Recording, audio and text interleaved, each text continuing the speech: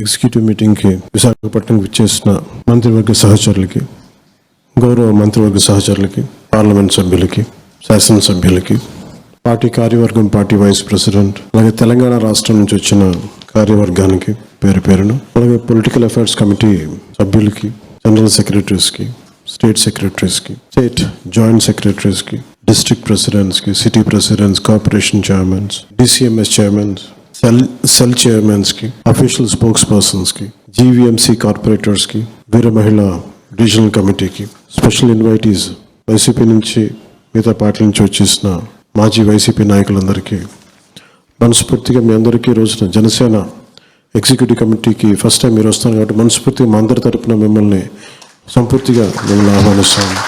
ఎప్పుడు కూడా మేము ఎలా ఉంటుంది అనేది మీకు భాగస్వామ్యంలో మీరు పాలు పంచుకోవాలి. ముఖ్య ఉద్దేశం మీకు కూడా వీఆర్ ఇన్క్లూజివ్.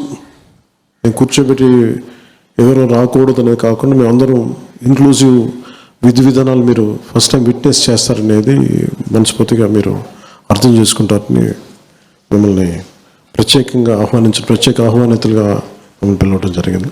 గౌరవ శాసనసభ్యులు, పార్లమెంట్ సభ్యులు అందరితో మాట్లాడుతున్నప్పుడు వారికి నేను ప్రస్తావించింది జనసేన ఎలా ప్రారంభమైంది, ఏ విధంగా ప్రారంభమైంది అని చెప్పే క్రమంలో చాలా అనుభవాలని పంచుకున్నాను. ఒక పొలిటికల్ పార్టీ ప్రారంభించటం ఈ సమయంలో చాలా కష్టసాధ్యం. ముఖ్యంగా మీలాంటి అనుభవజ్ఞులు గత కాలంలో గత 2-3 దశాబ్దాలుగా చాలా అనుభవం ఉన్న వాళ్ళు, పార్టీలతోటి దగ్గరగా నడిపిన వాళ్ళు, చూసిన వాళ్ళు. అలాంటిది జనసేన పార్టీ ఎలా నడపగలిగాం, from no seat to 1 seat, from 1 seat to 100% strike rate, ఇది ఎలా రాగలిగాం? ఓకే, మనం ఏదో అనుకుంటాం కాదు, but it is discussed and highlighted in the parliament. Janasena విజయం భారతదేశపు రాజకీయ చరిత్రలో ఒక బలమైన పాఠం ఇది. దీన్ని కూడా మాట్లాడుతూ ఒక మాట అన్నాను. ఎనీ ప్రాంతీయ పార్టీ పెడితే, ఏ ప్రాంతీయ పార్టీ పెట్టినా దాని వెనక మూలాలు ఏముంటాయంటే, మా ప్రాంతానికి అన్యాయం జరుగుతోంది, లేదు అంటే కొన్ని కులాల పరంగా మేము వివక్షకు గురవుతున్నాం అని చెప్పి కులాలని కొన్ని సమీకరణలతో కొన్ని పార్టీలు పెడతారు, డిఫరెంట్ ఐడియాలజీస్ తోటి. జనసేన ఒక్కటే భారతదేశంలో రీజనల్ పార్టీగా ప్రారంభమైన దాని వెనక నేషనల్ ఒక ఐడియలిస్టిక్ ఒక ఆలోచన విధానం ఉంది, దీని వెనక ఒక ఐడియాలజీ ఉంది బలంగా. మార్నింగ్ మేము చెప్తా ఉంటే నేను ఈ 7 ప్రిన్సిపల్స్ ఇవన్నీ మాట్లాడదాం, చూసేవాళ్ళు చాలా తేలిగ్గా ఉంటుంది ఏముంటుందని. అది కాచి వడపోసిన సారం. అది ప్రపంచ కార్మికులారా ఏకం కండి అని ఒక మాట మాట్లాడితే చూడడానికి ఒక ఏకవాక్యంగా ఉంటుంది, కానీ దాని లోపలికి వెళ్ళే కొద్ది కొన్ని వేల పేజీలు మదనం ఉంటుంది. అలాగే జనసేన పెట్టిన 7 సిద్ధాంతాలు వెనక చాలా స్పష్టంగా, చాలా క్లియర్గా మేము ఆలోచించిన విధానం ఉంది. దీనికి మూలాలు ఒకటి, నేను జనరేషన్ ఎక్స్ నేను అర్థం చేసుకునేవాడిని. నేను 80s పుట్టిన జనరేషన్ వాళ్ళ తాలూకు భావాలు, వాళ్ళ తాలూకు మనోభావాలు అర్థం చేసుకొని 2008లో అప్పుడు రాజకీయ ప్రస్థానాన్ని ప్రారంభించినప్పుడు జెండాలు పట్టుకున్న కుర్రవాళ్ళు వాళ్ళందరూ ఇక్కడే ఉన్నారు. కొంతమంది తెలంగాణ నుంచి ఉన్నారు, కొంతమంది ఆంధ్ర నుంచి ఉన్నారు. వాళ్ళ మనోభావాలకి నేను ఎలా మాట్లాడితే, వాళ్ళకి కొంత ఐడియాలజీ ఉంది, కొంత ఎదగాలి నాయకత్వంలో ఉంది, కానీ ఏం చేయాలో తెలియదు. ఆవేశం అయితే ఉంది. ఆవేశానికి నేను ఒక రూపకల్పన చేశాను. ఎందుకంటే భావాన్ని కులంతో కట్టిపడేయటం కొద్ది రోజులు కట్టిపడేయగలం, మతంతో కొద్ది రోజులు, ప్రాంతంతో కొద్ది రోజులు, కానీ ఒక బలమైన ఐడియాలజీ కనుక పట్టుకుంటే ఆ భావంతో కట్టిపడేస్తాం. డబ్బులతోటి, మనకంటే డబ్బున్న వాళ్ళు చాలామంది ఉన్నారు ఇక్కడ. 1000 కోట్లు ఉన్నవాడు రాజకీయ పార్టీని ప్రారంభించలేడు. డబ్బున్నంత మాత్రాన్ని పార్టీని నడపలేరు, పేరున్నంత మాత్రాన్ని పార్టీని నడపలేరు. మరి ఏది నడుపుద్ది పార్టీని అంటే, you have to have very committed ideology. ఏదో పుస్తకాలు రాసేస్తే సరిపోదు. కూర్చొని చాలామంది మేధావులు పుస్తకాలు రాశారు, కానీ నువ్వు రాసిన, నువ్వు ప్రతిపాదించిన సిద్ధాంతాన్ని నువ్వు బతకగలిగితే, బతకటమే కాదు దాని సత్ఫలితాలు రాజకీయంగా చూపించగలిగితే, అది చాలామందికి అది ఒక ప్రేరణ అవుతుంది. మేము ప్రారంభించింది అది ఒక 15 సంవత్సరాల క్రితం మేము ప్రారంభించినప్పుడు, ఒక దాంట్లో చాలామంది యూత్ వింగ్తో, అప్పుడు రాజకీయ యూత్ వింగ్తో స్టార్ట్ చేసినప్పుడు ఏవైతే భావజాలాలు ఉన్నాయో ఆ టైంలో మాట్లాడుకున్నవన్నీ దానిని ఒక ప్రాపర్ ఒక ఫ్రేమ్వర్క్లో చేసి 7 సిద్ధాంతాలు ప్రతిపాదించినప్పుడు వీడికి ఐడియాలజీ తెలియదన్నారు. నేను మాట్లాడుతున్న చాలా ఇంటిగ్రేటెడ్ ఐడియాలజీ. ఒక కంపెనీ నడపలేనప్పుడు 5-6 కంపెనీలు కలుస్తాయి, అమాల్గమేషన్. లేదంటే కార్పొరేట్స్ విలీనం అవుతాయి. అంటే సర్వైవల్ కోసం విలీనం అవుతున్నప్పుడు ఈ సమాజం కోసం ఎన్ని రకాల ఐడియాలజీని కలిపితే ఎప్పుడు మారుతూ ఉంది ఐడియాలజీ. మార్పు నిరంతరం. కానీ వచ్చే మార్పు అది మరింత ప్రగతి బాట వైపు ఉందా, లేదంటే పురోగతి అధోగతి అని చూసుకోవాలి మనం. సో మార్పు అనేది అనివార్యం. కానీ మార్పు ముందుకెళ్తుందా వెనక్కి వెళ్తుందా అని చూసుకుంటే నేను అనుకున్నది ఇది ఎసెన్షియల్లీ పాలిటిక్స్. కులం మీద నన్ను నడపలేం.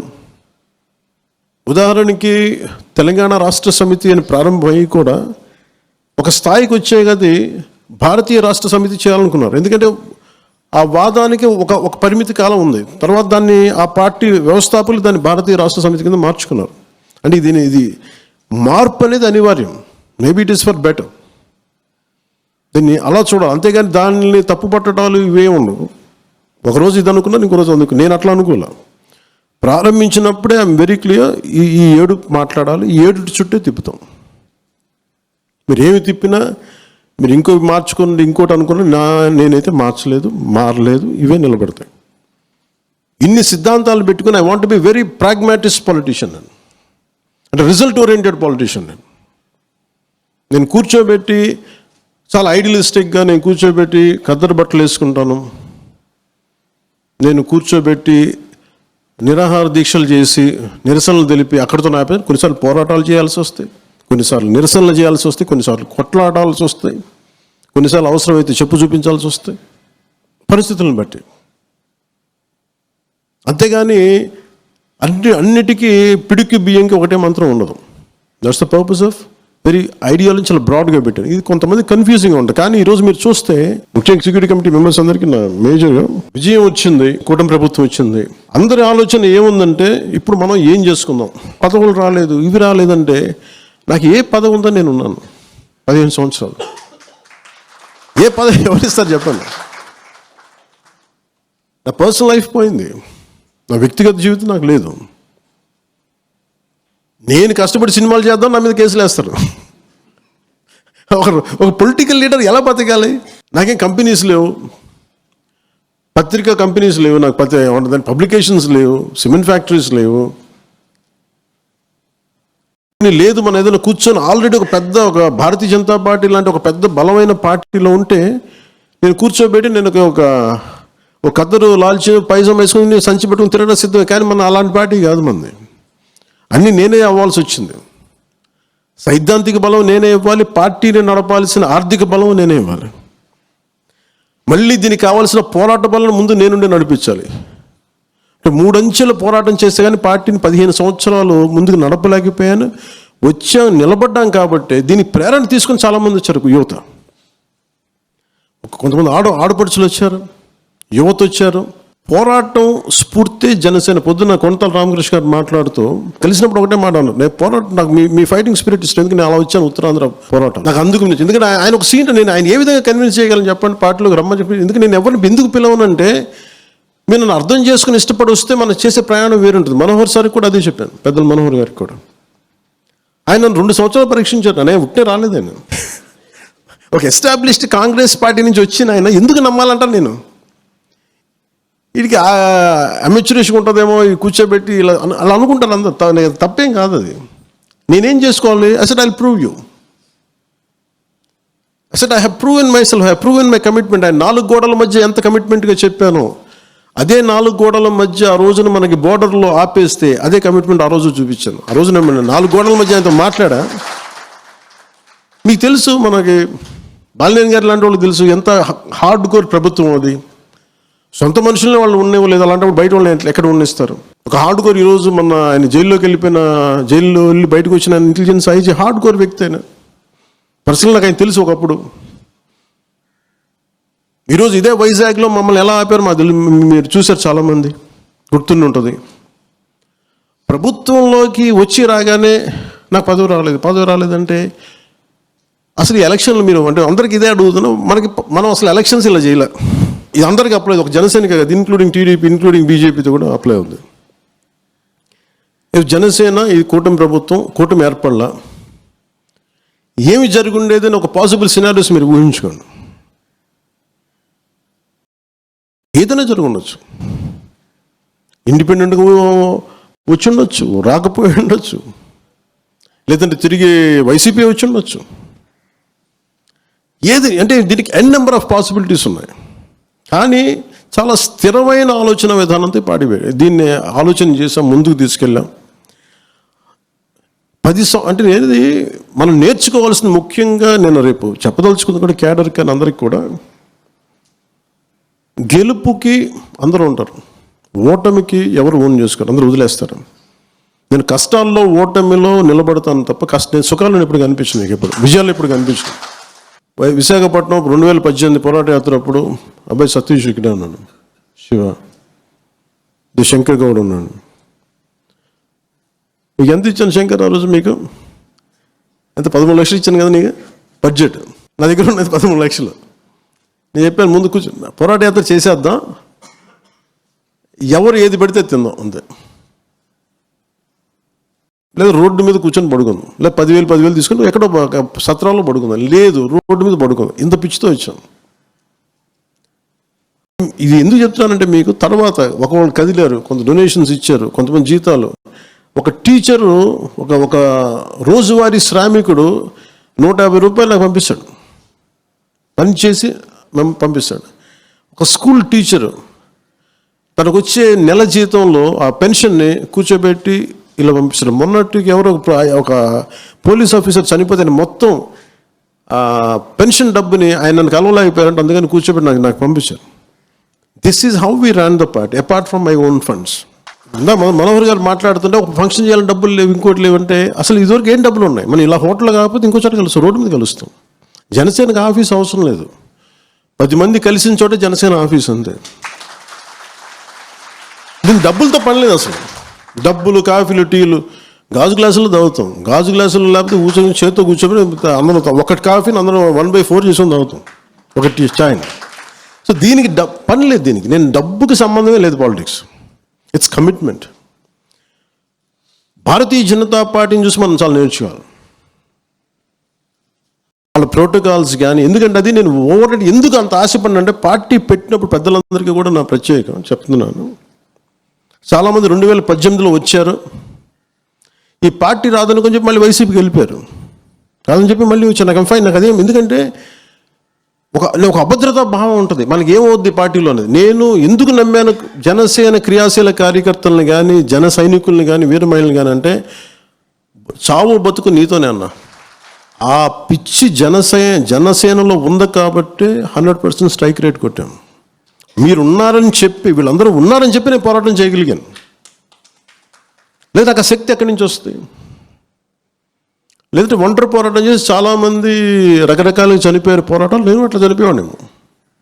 రిజల్ట్ ఓరియంటెడ్ కాదు. నేనేంటంటే ఈ పోరాటం వెనక ఒక రిజల్ట్ చూపించకపోతే ఒక నిష్ప్రయోజనమైన ఆలోచన విధానం వచ్చేస్తుందని చెప్పి నా ఉద్దేశం. ఈరోజు ఇంతమంది చైర్మన్స్ ఉన్నారంటే మనకి ఇంకా సరిపోవట్లేదు, అవి సరిపోవట్లేదు అంటే ఇది ఒక అలయన్స్ గవర్నమెంట్. ఇది నాకు వ్యక్తిగతం కొంతమంది ఇబ్బంది కలిగిస్తూ ఉంటారు. దాన్ని బేస్ చేసుకుని నేను గొడవ పెట్టుకోకూడదు, అది అవివేకం. ఒకసారి మా బ్రదర్కి మేము కొన్ని ఇవ్వాలనుకుంటే కొన్ని ఇవ్వలేము. దాన్ని బేస్ చేసుకొని కూర్చోబెట్టి గొడవలు పెట్టుకోం. దాన్ని బేస్ చేసుకొని కొన్ని బయటికి రాలేము, అలా కుదరదు అట్లా. ఎందుకంటే మనందరి కమిట్మెంట్ మేము ప్రామిస్ చేసినప్పుడు జనం ఎందుకు ఇవ్వాలి? 164 సీట్స్ ఎందుకు ఇవ్వాలి? ఏ బేసిస్లో 21 ఎంపీస్ 164 సీట్స్? దేనికంటే వాళ్ళు నమ్మారు.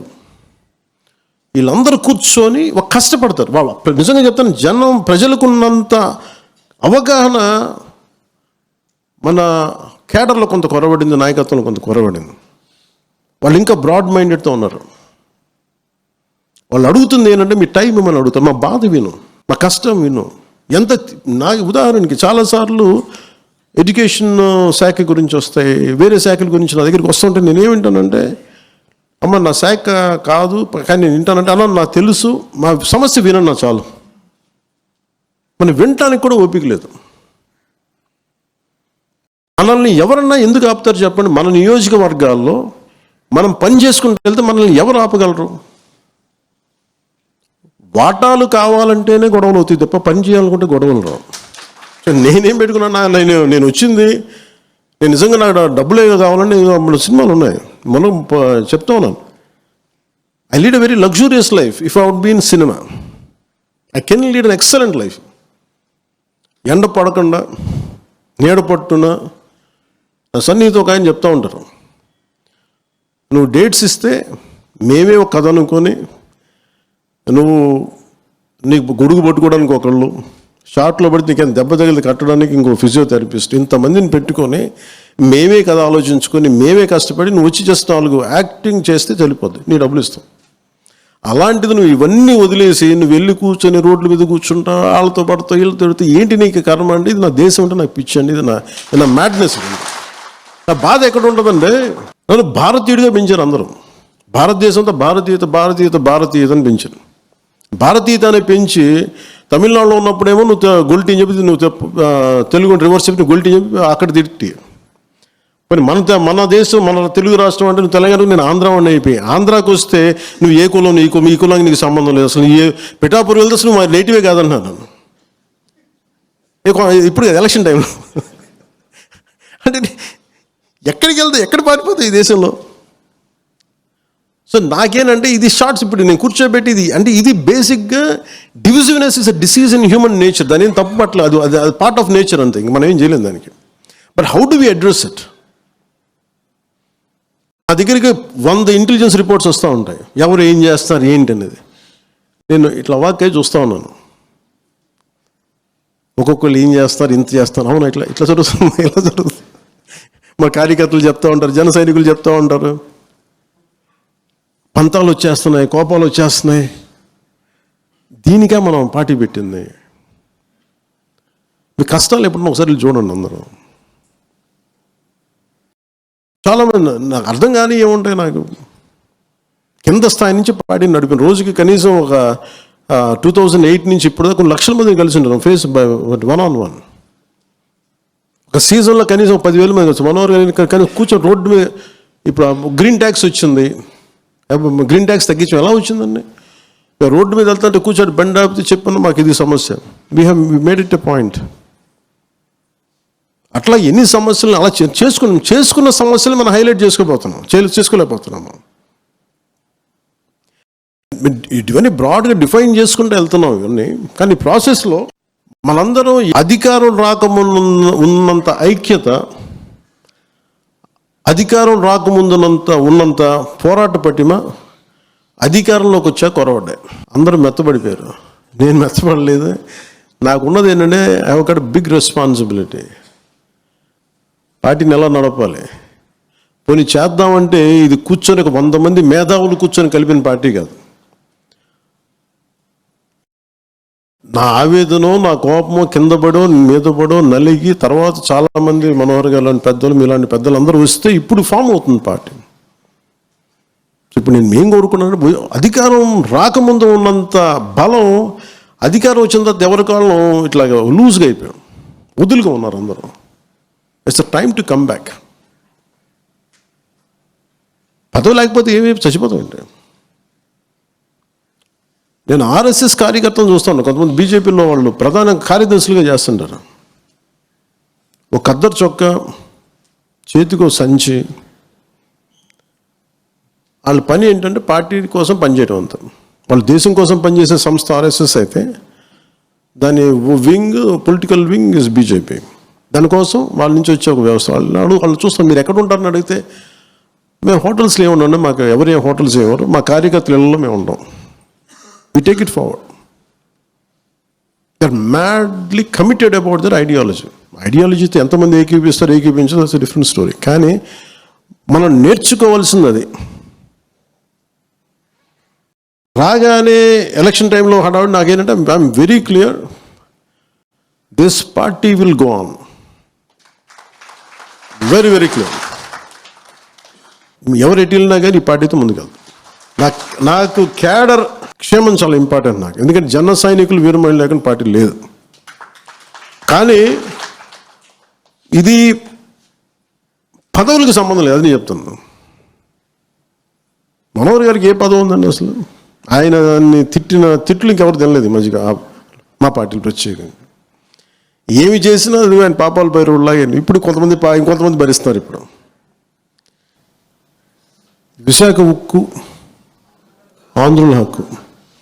ఏ ఆంధ్రుల హక్కు అంటే ఉమ్మడి ఆంధ్రప్రదేశ్ హక్కు ఇది. అంటే ఎందుకు చెప్తున్నానంటే, ఈ పోలీస్ కాల్పులు చనిపోయిన వాళ్ళలో తెలంగాణ జగిత్యాలకు చెందిన సాయిరాం ఏదో ఉందండి, జగిత్యాల అయింది. అంటే ఇది విశాఖ ఉక్కు ఆంధ్రుల హక్కు. It's not just about Andhra, ఇది ఎంటైర్ తెలుగు ప్రైడ్, ఒక ఉమ్మడి ఆంధ్రుల హక్కు ఇది.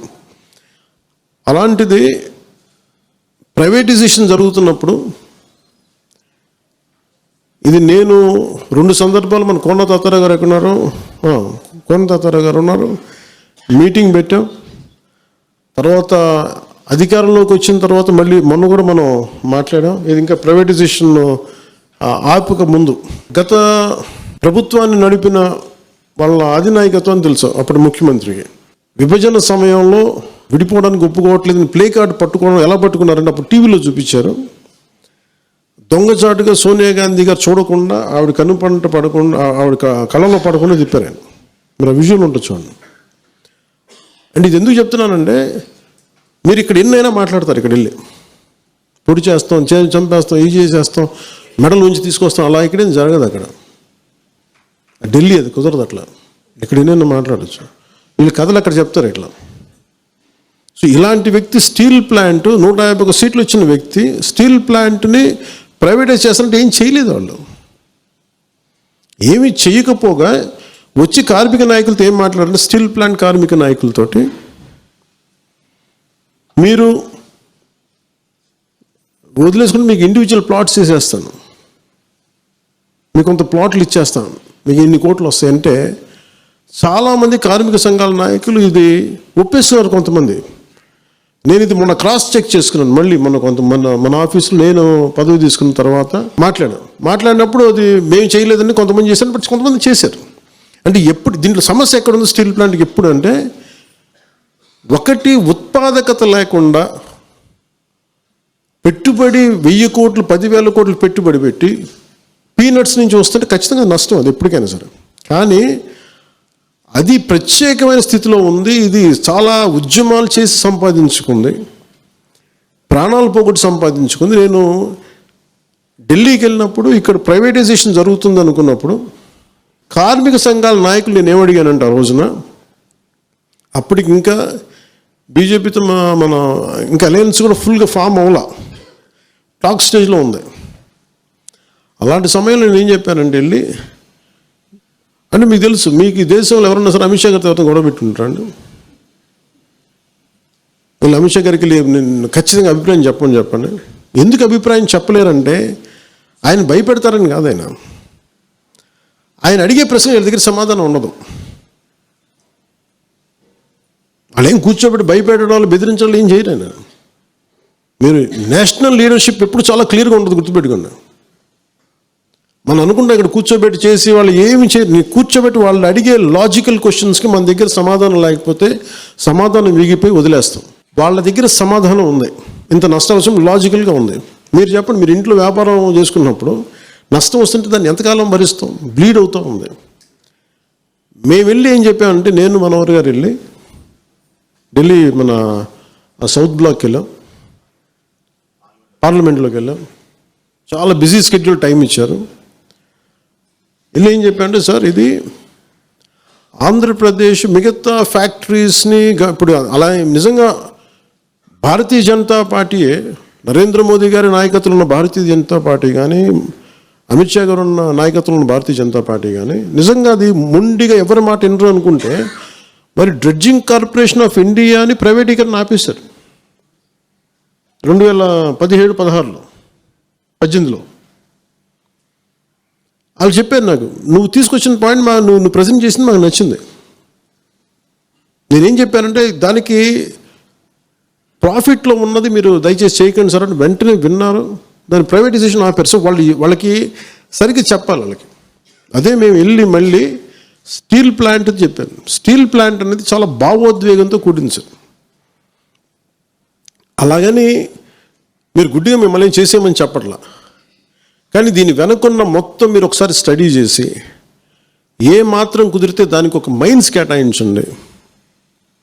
కుదిరితే దానికి మీరు ఒక పైప్ లైన్ ఎక్కడైతే మైనింగ్ సోర్స్ ఎక్కడ ఉందో మన ఒరిస్సా నుంచి ఇక్కడి నుంచి కొంచెం ఒక పాసిబుల్ ఒక మైనింగ్ పైప్ వేయండి, ఐరన్ ఓర్ పైప్ వేయండి. ఒక సొంత గనులు లేవు, క్యాప్టివ్ మైన్స్ కనుక మీరు ఇవ్వగలిగితే ఇలా ఉంటుందని చెప్పి మొత్తం ప్రజెంట్ చేసి పట్టుకొచ్చాం. ఆయన విన్నారు, చాలా క్లీన్గా విన్నారు. ఎస్ చెప్పలేదు, నో చెప్పలేదు, కానీ మేము దీన్ని ఆయన చెప్పింది ఏంటంటే we look in to it అంతే. ఆ స్థాయి వ్యక్తులు కూర్చోబెట్టి ఏముంటుందని గంటలు ఏం మాట్లాడరు, పేజీలు ఏముండదు. We look in to it అంటే చాలా భావగర్భితమైన వాక్యం అది. దాన్ని తగ్గట్టుగా చేశారు. మీరు చూస్తే అప్పుడే మీకు ప్రైవేటీకరణ అయిపోయింది. అప్పుడు చూడండి, ముందుకు వెళ్ళా. అది అయిపోయిన తర్వాత మళ్ళీ ప్రైవేటీకరణ జరుగుద్ది అనుకుంటే నేను మళ్ళీ అందరిని కూర్చోబెట్టి మన కొన్నతాతర గారి ఆధ్వర్యంలో అందరూ వస్తే ఇదే చెప్పాను, నేను కేసు ప్రజెంట్ చేస్తాను. మళ్ళీ ప్రజెంట్ చేస్తే దానికి 10,000 crores ఎంతో ఇప్పుడు పంపించారు, 14,000 crores. అది స్వయంగా మోడీ గారు వచ్చి ఇక్కడ చెప్పెళ్ళారు. ఇది వెనక్కి వెళ్ళడం అంటే ఏం లేదు. కాకపోతే ఏంటంటే మీరు కార్మిక సంఘాల్లో కూడా ఎంత త్రికరణ శుద్ధిగా ఉన్నారు, మీరు ఎంత చిత్తశుద్ధిగా ఉన్నారు. ఈరోజు మాట్లాడే వాళ్ళు ఎంతమంది మాట్లాడుతున్నారు ఇంకా విజువల్ చూడలేదు, కానీ అసలు గత ప్రభుత్వం చేసిన వాళ్ళు మీరు గొంతు తెరవలేదు ఆ రోజున. ఆ రోజు సోనియా గాంధీ గారికి మీ రాష్ట్ర విభజన జరుగుతుంటే మీరు ప్లే కార్డు చూపించడానికి భయపడ్డ వాళ్ళకి మీకు ఢిల్లీలో మీకు ఏం ధైర్యం ఉంది? ఇన్ని కేసులు పెట్టుకొని మీరు ఎక్కడ ధైర్యంగా మాట్లాడగలరు? మీరు కేసులను ఎక్కడ ప్రజెంట్ చేయగలరు? మీరు నాకు ఆ భయాలు లేవు. నాకు ఉంటే పదవి ఉంటే పోద్ది, లేదంటే వదిలేస్తాను. నాకు లీజ్ బాగుంది. నాకు కాదు, నా బాధ్యత, పదవిని బాగా చేస్తాను అంతే. అంతేగాని పదవి పట్టుకొని వేలాడను నేను.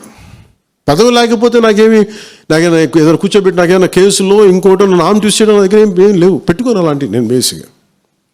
అందుకే నేను చాలా ధైర్యంగా మాట్లాడుతూ చాలా కరెక్ట్ సరిగ్గా చెప్తాను విషయాన్ని. దానికి తగ్గట్టుగా వాళ్ళు చూశారు, 14,000 కోట్లు రిలీజ్ చేశారు. కొంతమంది కార్మికులు వాళ్ళు ఇష్టం లేక వాళ్ళు వెళ్ళిపోతున్నారు. దానికి మనం ఏం చేస్తాం? ఇప్పుడు ఎవరో ఒకళ్ళు వాలంటరీ రిటైర్మెంట్ తీసుకుంటే నేను ఏది ఆపుద్ది? గన్ పాయింట్లో పెడతాం ఎవరన్నా. చాలామంది వాలంటరీ రిటైర్మెంట్ తీసుకొని చాలామంది ఉద్యోగాలు వదిలేస్తారు. సో దీన్ని వీళ్ళు గొడవ చేస్తున్నారనే దాన్ని మీరు 100% ఒకటి బయటికి చాలా బలంగా చెప్పండి, ఇంక్లూడింగ్ మన సభ్యులందరూ. మన ఎమ్మెల్యేలు కానీ, ఎమ్మెల్సీలు కానీ, ఎంపీలు కానీ చాలా బలంగా మాట్లాడాలి. మీరు మాట్లాడకపోతే ఏమవుతుంది? ఒకసారి కొన్ని విషయాలు మీరు కొన్ని పెద్ద విషయాలు అందరూ కలిసి మాట్లాడాలి. It will come from the party directive. మీరు అందరూ కలిసి ఏ స్థాయిలో ఇది మాట్లాడటం అలవాటు చేసుకోండి. అందరూ 1 year నుంచి సైలెంట్గా ఉన్నాం. మీరు సైలెంట్గా ఉన్నాం ఎందుకంటే మీరు యువర్ ఎలక్టెడ్ రిప్రజెంటేటివ్. చాలామందికి లేని మీకు ఒక పొజిషన్ మీకు ఇచ్చారు, and you have to represent their aspirations. మీరు గొంతు మాట్లాడాలి. అందుకే మీకు ప్రాపర్ డైరెక్టివ్ ఉంటుంది. మనకి political affairs committee under the leadership of Manohar garu ఇది వస్తుంది. మీరు బలంగా మాట్లాడండి. It will come from the entire executive committee from PSC. నేను సార్తో చెప్తాను, నేను ఖచ్చితంగా మీకు వస్తే ఏ విషయాల మీద మాట్లాడాను. అలాగే పాప సుగాలి ప్రీతి ఇష్యూ.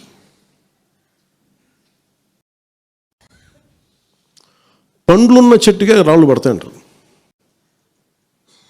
ఎవరైతే చేయూతనిస్తారో, ఎవరైతే ఆదరిస్తారో వాళ్ళని తిడితే ఎట్లాగా? అసలు ఈరోజు సుగాలి ప్రీతి అనే కేసు ఎలా ఎక్కడి నుంచి బయటకు వచ్చింది మీరు చెప్పండి. ఇలాంటి అన్యాయం జరిగిందని ఎవరికి తెలుసు? ఈ రోజున గత ప్రభుత్వం 2019, 2024లో ఒక ప్రభుత్వం మీద, అప్పుడు ముఖ్యమంత్రి మీద మాట్లాడటానికి అసలు ఎవరికైనా ధైర్యం ఉందా? ఒక ముఖ్యమంత్రిని ఒక మాజీ ముఖ్యమంత్రిని ఆ టైంలో అరెస్ట్ చేస్తే రావడానికి ఎవరు లేరు రోడ్ల మీద. అలాంటి పరిస్థితుల్లో ఓడిపోయి 2 చోట్ల ఓడిపోయి ఉన్న ఒక ఎమ్మెల్యే వాళ్ళ పార్టీకి వెళ్ళిపోతే ఏ మానసిక స్థైర్యం, ఏ ధైర్యం, ఏది ఉంటుంది చెప్పండి ఎవరికైనా? మరి అలాంటి సమయంలో నేను ఒక తల్లి పడ్డ వేదన తీసుకున్నాను. నాకే సరదానా 2 లక్షల మంది జనం మధ్యలో నడుచుకుంటూ వెళ్ళి ఆ సమస్యను హైలైట్ చేసి వాళ్ళు సిబిఐకి ఇచ్చారు. సిబిఐకి ఇస్తే మన ఇంటర్నల్ పేపర్ వర్క్ మనకి ఎలా తెలుస్తుంది?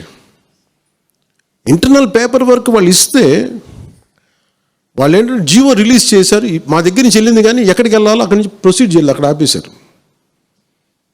హోంశాఖ నుంచి వెళ్ళింది సెక్రటేరియట్లో ఎక్కడో ఇంక నెక్స్ట్ ఫైల్ ఢిల్లీకి వెళ్ళాల్సిన అక్కడ ఆపేశారు. మేము హోంమంత్రికి మేము సిబిఐకి పంపించేసాం అంటే లెటర్ చేశారు, లాక్ చేసి లాకర్లో పెట్టారు. ఇది జరిగింది. ఈ ప్రాసెస్లో ఏం చేశారు, వాళ్ళకి ఈ కేసు కొంచెం సెన్సిటివ్ కేసు కాబట్టి మీకు చెప్తాను. సుగాలి ప్రీతి, నేను ఎందుకు కొంచెం సున్నితంగా మాట్లాడాలి ఇది విషయం ఏదంటే, మీకు ఒక అన్యాయం జరిగినప్పుడు, ఎవరికైనా ఒక అన్యాయం జరిగినప్పుడు మనం ఏం చేస్తామంటే నాకు ఆ వ్యక్తికి శిక్ష పడాలి, ఇంకింతే ఉండాలి. వాళ్ళు ఏం చెప్తున్నారంటే, ఎవరైతే ఈ వెనకున్నారో మరి గవర్నమెంట్ ద్వారా వచ్చారు, గత ప్రభుత్వం ఎలా వచ్చారో వాళ్ళు ఏం చేశారంటే, మనం పెట్టిన ఒత్తిడి ఆ రోజు 2 లక్షల మంది మనం జనంతో తీసుకెళ్ళి అది నేషన్ వైడ్ ఇష్యూ అయ్యేటప్పటికి వాళ్ళు చేసింది ఏంటంటే, మనం చేసిన పోరాటం వల్లే ఎస్సీ ఎస్టీ అట్రాసిటీ కేసు బాధితులకు చట్ట ప్రకారం ఇచ్చే ప్రయోజనాలు పరిహారాలు వారి కుటుంబానికి దక్కాయి. కర్నూలు రూరల్ మండలం దిన్నెదేవరపాడులో 5 ఎకరాల వ్యవసాయ భూమిని కేటాయింపబడింది. ఆ గ్రామం కర్నూలు నగరానికి 9 కిలోమీటర్ల దూరంలో ఉంది. ఈ రోజున మార్కెట్ వాల్యూ కనీసం ఎకరాకి అది వాళ్ళు చెప్పడం మీరు క్రాస్ చెక్ చేసుకుని 2 కోట్ల వరకు ఉంటుందని చెప్తా ఉన్నారు. వీరి కుటుంబానికి కర్నూలు కార్పొరేషన్లో కల్లూరు వద్ద 5 సెంట్ల ఇంటి స్థలాన్ని కేటాయింపు చేసిన ప్రభుత్వం. సెంటు 10 లక్షల నుంచి 15 లక్షల వరకు ఉంటుంది. పాప ఇద్దరి తల్లిదండ్రులకి రెవెన్యూ శాఖలో జూనియర్ అసిస్టెంట్గా ఉద్యోగం ఇవ్వడం అయింది. ఇది కాకుండా ఇది మన పోరాటం వల్ల ఒత్తిడి పెట్టడంలో వచ్చినాయి. ఇవి కాకుండా నేను ఫస్ట్ టైం ఛార్జ్ తీసుకోగానే మొదట చెప్పిన మాట, పాపకి న్యాయం జరగాలి, ఏమేమి జరిగిందని సిఐడి చీఫ్ని నేనే తెలియజేశాను. డీజీపీ గారికి పంపించాను, అప్పుడు డీజీపీ గారికి తిరుమలరావు గారు, అలాగే సిఐడి అధికారులకు చెప్పాను, ఉన్నతాధికారికి, హోమ్ మినిస్టర్ గారికి చెప్పాం. ఇవన్నీ చెప్తే పోలీసు సిఐడి వాళ్ళు చెప్పింది ఏంటంటే, అసలు అప్పట్లోనే ఎవరైతే దీని వెనక కుట్ర వెనక ఉంది ఇవన్నీ చెప్తున్నారో ఏ డిఎన్ఏ తారుమారు చేశారు. ఎలా తారుమారు చేసి ఉండాలి? ఈ ఒత్తిడిలో వీళ్ళకి భూములు అవి ఇవి ఇచ్చేసి, మరి ఏం చెప్పారు నాకు తెలియదు కానీ వాళ్ళు నాకు తెలిసి వాళ్ళు ఈరోజు పోలీసు చెప్తుంది ఏంటంటే, సాక్ష్యాలు వీళ్ళు చెప్తున్న వ్యక్తుల మీద వాళ్ళ డిఎన్ఏకి దీనికి మ్యాచ్ కావట్లేదు. ఇది వాస్తవం. కోర్ట్స్ ఏం చేస్తాయి, పోలీసు ఏం చేస్తారు, దీన్ని కూర్చోబెట్టి.